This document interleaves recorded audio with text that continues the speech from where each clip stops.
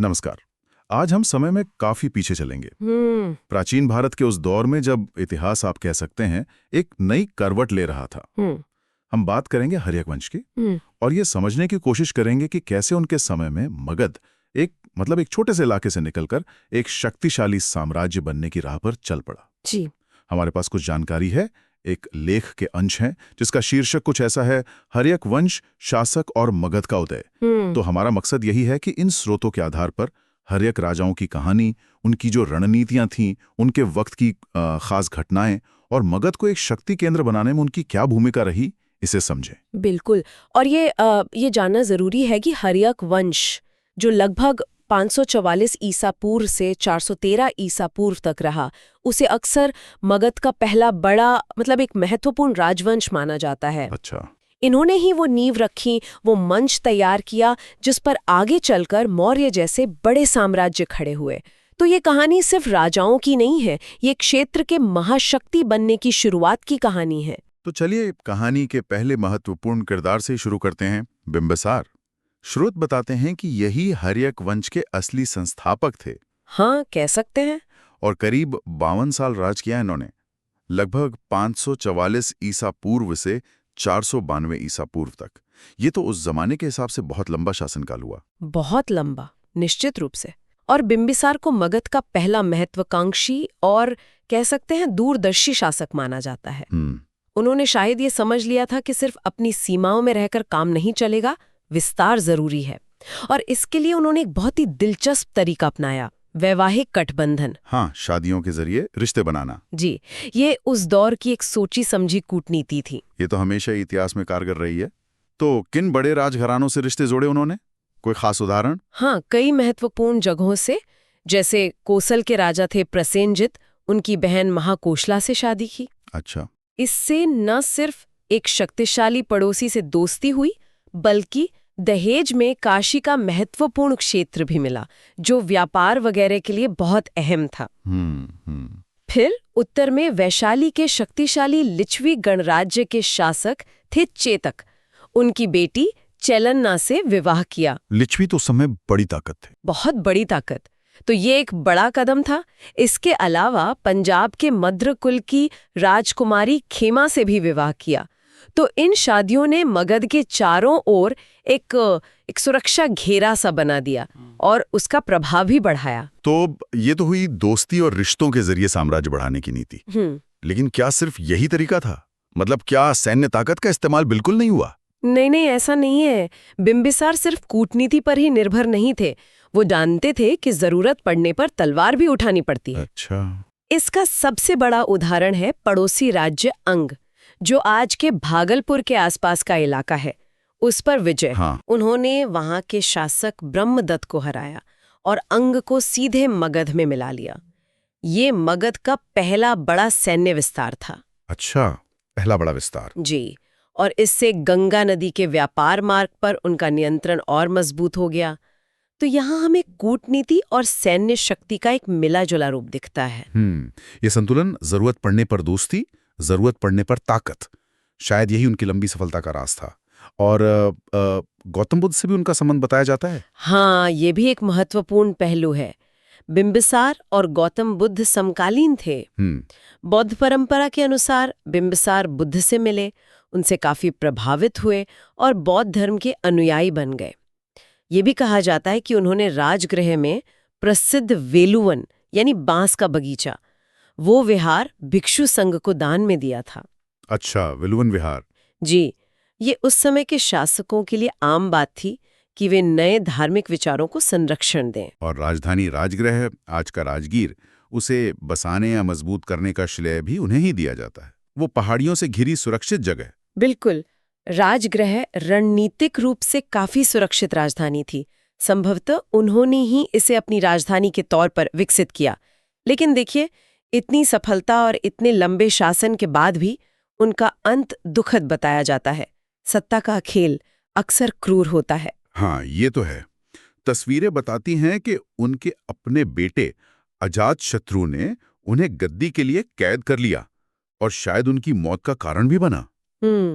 बिंबिसार ने मगध को एक मजबूत आधार तो दिया, लेकिन असली उथल-पुथल तो शायद उनके बेटे के आने से शुरू हुई, अजातशत्रु। सही कहा। अजातशत्रु का सत्ता में आना ही काफी नाटकीय और हिंसक था। शासनकाल लगभग 492 ईसा पूर्व से 460 ईसा पूर्व तक। पिता की हत्या का दाग तो उनके साथ जुड़ा रहा। लेकिन इसमें कोई शक नहीं कि वो मगध के सबसे शक्तिशाली और विस्तारवादी शासकों में से एक साबित हुए। करीब 32 साल राज किया उन्होंने। पिता की हत्या का असर तो फौरन दिखा होगा, खासकर उन राज्यों पर जिनसे बिंबिसार ने रिश्ते जोड़े थे। बिल्कुल। सबसे पहली प्रतिक्रिया आई कौशल से। अजातशत्रु की माँ कौशल की ही राजकुमारी थी। हाँ, एक रिवायत के अनुसार जब उनकी बहन यानी अजातशत्रु की मौसी और बिंबिसार की पहली पत्नी महाकोशला उन्होंने पति की ऐसी मौत की खबर सुनी तो वो दुख से ही मर गई। अरे! इससे कौशल नरेश प्रसेनजित जाहिर है बेहद नाराज हुए और उन्होंने काशी का इलाका जो बिंबिसार को दहेज में मिला था वो वापस छीन लिया। अच्छा, तो फिर? बस इसी बात पर अजातशत्रु और प्रसेनजित के बीच एक लंबा युद्ध छिड़ गया। और इस युद्ध का नतीजा क्या रहा? काफी संघर्ष हुआ, लेकिन आखिरकार एक समझौता हुआ। प्रसेनजित ने अपनी बेटी वाजिरा का विवाह अजातशत्रु से कर दिया और काशी फिर से मगध को मिल गया। तो कौशल से मामला सुलझ गया, लेकिन अजातशत्रु की असली परीक्षा तो शायद अभी बाकी थी। हाँ। आप वैशाली के शक्तिशाली लिच्छवी गणराज्य की बात कर रही हैं।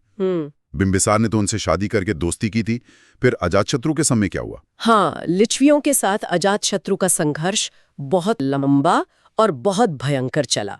कहा जाता है कि ये युद्ध करीब 16 साल तक चला। 16 साल? बाप रे! हाँ, सोचिए 16 साल। आज के जमाने में कल्पना करना भी मुश्किल है कि कोई युद्ध इतना लंबा कैसे खिंच सकता था। लिच्छवी सिर्फ एक राज्य नहीं थे, कई कुलों का एक संघ थे, एक गणराज्य, और बहुत ताकतवर माने जाते थे। 16 साल? तो आखिर ऐसी क्या वजह थी और जीता कौन? इस युद्ध के कई कारण बताए जाते हैं। गंगा नदी के किनारे कुछ बंदरगाहों पर नियंत्रण का मुद्दा था, शायद कुछ खदानों का भी मामला था। जीत आखिरकार मगध की हुई, लेकिन ये आसान बिल्कुल नहीं थी। अजातशत्रु ने यहाँ दोहरी रणनीति अपनाई। एक तरफ उसने अपने एक बहुत ही चतुर मंत्री वस्सकार उनको वैशाली भेजा। अच्छा। वस्सकार ने कई साल लगाकर लिच्छवियों के संग में फूट डाल दी, उनके नेताओं के बीच अविश्वास पैदा कर दिया, जिससे उनकी एकता कमजोर पड़ गई। अच्छा, तो पहले अंदर से कमजोर किया, वो डिवाइड एंड रूल वाली बात। और दूसरी रणनीति क्या थी? दूसरी रणनीति थी सैन्य तकनीक का इस्तेमाल। यहाँ हमें 2 नए और काफी विनाशकारी हथियारों का जिक्र मिलता है, महाशिलाकंटक और रथमूसल। अच्छा, ये क्या थे मतलब? देखिए, महाशिलाकंटक शायद एक तरह की बड़ी गुलेल या पत्थर फेंकने वाली मशीन रही होगी, जैसे कैटापल्ट होता है। हाँ। जो किलों की दीवारों को तोड़ने या दुश्मन सेना पर बड़े बड़े पत्थर बरसाने के काम आती होगी। और रथमूसल संभवतः एक ऐसा रथ था जिसमें तेज धार वाले हथियार या गदाएं लगी होती थीं, जो दुश्मन सैनिकों को रौंदते हुए आगे बढ़ता था। अरे, ये तो जमाने के हिसाब से बहुत ही आधुनिक हथियार लगते हैं। निश्चित रूप से ये युद्ध सिर्फ सैनिकों की संख्या या हिम्मत का नहीं था, ये तकनीक का भी था। इन हथियारों ने युद्ध के मैदान में मगध को एक निर्णायक बढ़त दी होगी। ये सिर्फ हथियार नहीं थे, ये एक तरह का मनोवैज्ञानिक दबाव भी बनाते थे। सही बात है। तो यहाँ हमें अजातशत्रु की सफलता का एक सूत्र दिखता है, पारंपरिक कूटनीति यानी फूट डालना, और उस युग की जो सबसे आधुनिक सैन्य तकनीक थी उसका एक अभूतपूर्व मेल। इसी ने शक्तिशाली लिच्छवियों पर विजय दिलाई और मगध का दबदबा कायम किया। वाकई दिलचस्प है कि कैसे रणनीति और तकनीक मिलकर इतिहास का रुख बदल सकते हैं। अच्छा, अजातशत्रु के धार्मिक झुकाव के बारे में क्या पता चलता है?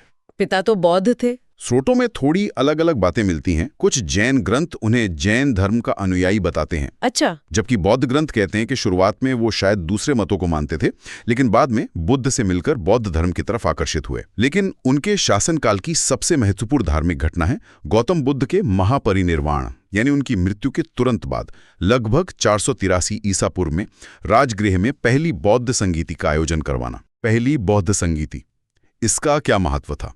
ये बौद्ध धर्म के इतिहास की एक बहुत ही महत्वपूर्ण घटना थी। इसी संगीति में बुद्ध की जो शिक्षाएं थीं, सुत्त पिटक, और संघ के जो नियम थे, विनय पिटक, उनका संकलन किया गया ताकि वो सुरक्षित रहें। हाँ, ताकि वो भविष्य के लिए सुरक्षित रह सके। अजातशत्रु का इस आयोजन को संरक्षण देना ये दिखाता है कि वो बौद्ध धर्म को महत्व देते थे, भले ही उनकी अपनी व्यक्तिगत आस्था कुछ भी रही हो। और क्या उन्होंने अपने पिता की तरह कोई निर्माण कार्य वगैरह भी करवाए? हाँ, सुरक्षा को लेकर वो काफी चौकस थे। उन्होंने अपनी राजधानी राजगृह की किलेबंदी को और मजबूत करवाया। लेकिन उनका एक और बहुत दूरगामी काम था। वो क्या? गंगा और सोन नदियों के संगम पर, जो एक बहुत ही स्ट्रैटेजिक जगह थी, वहां एक नए किले की नींव रखना। इस जगह को पाटलीग्राम कहा गया।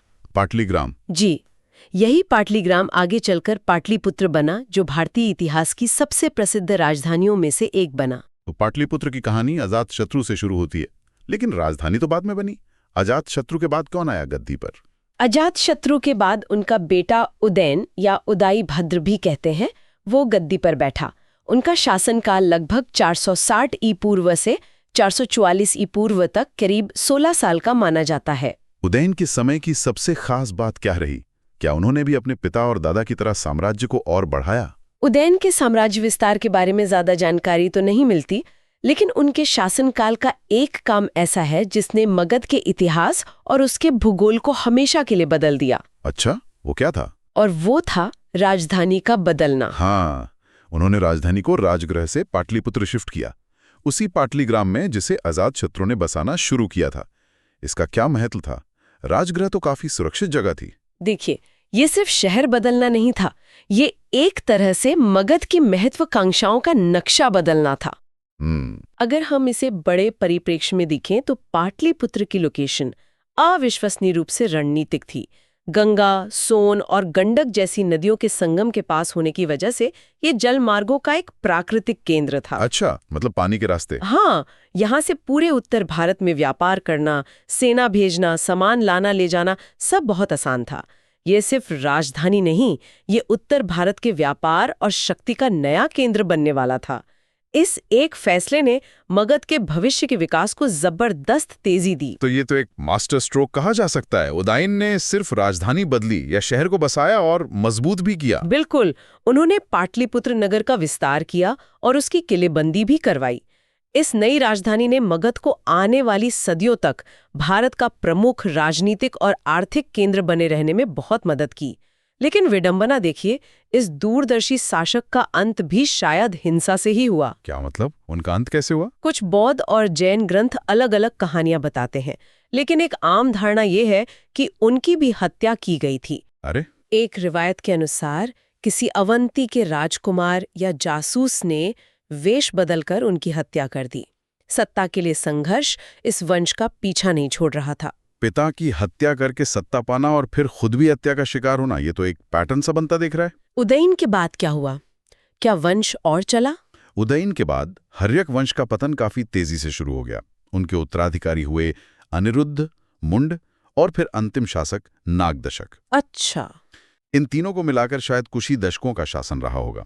इनके बारे में ज्यादा जानकारी मिलती नहीं है, जो शायद इस बात का संकेत है कि वो कमजोर शासक थे और उनके समय में कोई बड़ी उपलब्धि नहीं हुई। तो ऐसा लगता है कि अंदरूनी झगड़े और शायद अयोग्य नेतृत्व ने वंश को कमजोर कर दिया। हाँ, ऐसा ही लगता है।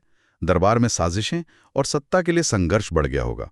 पुराणों में तो इन बाद के शासकों को पितृहंता यानी पिता का हत्यारा भी कहा गया है। हालांकि ये साफ नहीं है कि ये सिर्फ अजातशत्रु के लिए है या बाद के शासकों पर भी लागू होता है, लेकिन ये निश्चित रूप से वंश की गिरती हुई इज्जत और अंदरूनी अस्थिरता की तरफ इशारा करता है।